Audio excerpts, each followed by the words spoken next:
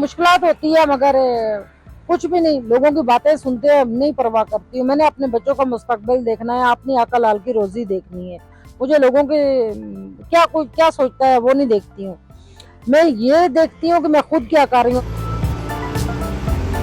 बेवा बाजी का ढाबा नाम रखने का ये ख्याल मेरे भाई का था। शुरुआत में मुझे भी बहुत अजीब लगा था और फिर मेरे भाई ने कहा कि इसमें हजारों सवालों के आपके जवाब हैं। मतलब जो पढ़ा लिखा बंदा होगा वो आप पे सवाल नहीं करेगा कि ये औरत मेन रोड पे क्यों काम कर रही है।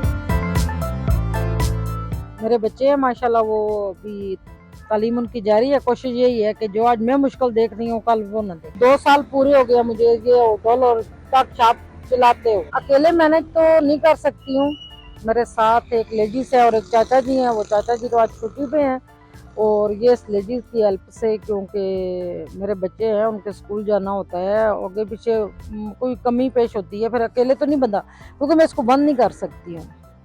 ठीक है, मुझे इसको 2 साल में ना मेरी कोई छुट्टी नहीं है, ना किसी ईद की है, कोई किसी की फौतगी हो जाए, जो मर्जी हो जाए। हम इस वक्त शोगरा से आ रहे हैं। ठीक है, रास्ते में ये जी ढाबा मिला था, बेवा बाजी का ढाबा। एक तो व्यू बड़ा जबरदस्त है यहाँ का, ऊपर से चाय मटके मैंने चाय दी है, बहुत जबरदस्त व्यू, चाय, जायका, हर चीज कमाल है। होटलों वाला मजा नहीं है, घर वाला मजा है। जैसे हम घर में चाय पी रहे हैं और व्यू बहुत कमाल, चाय जबरदस्त।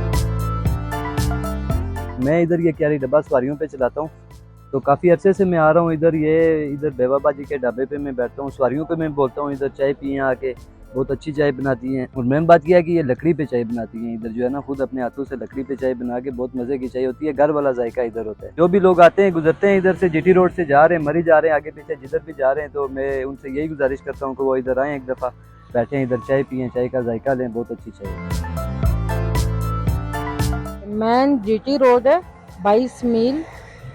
22 मील में ये मैंने बनाया है। 7 तक शॉप है और ये छोटा सा होटल है हमारा, ढाबे के नाम से।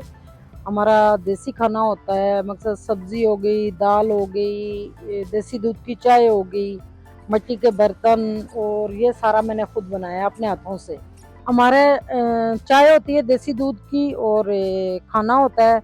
ऑर्डर अगर कोई करता है तो हम उनको कढ़ाई भी बना के देते हैं, मगर मुर्गी उन्होंने खुद लानी होती है। हमारे पास जो है ना मुर्गी रखने की जगह है।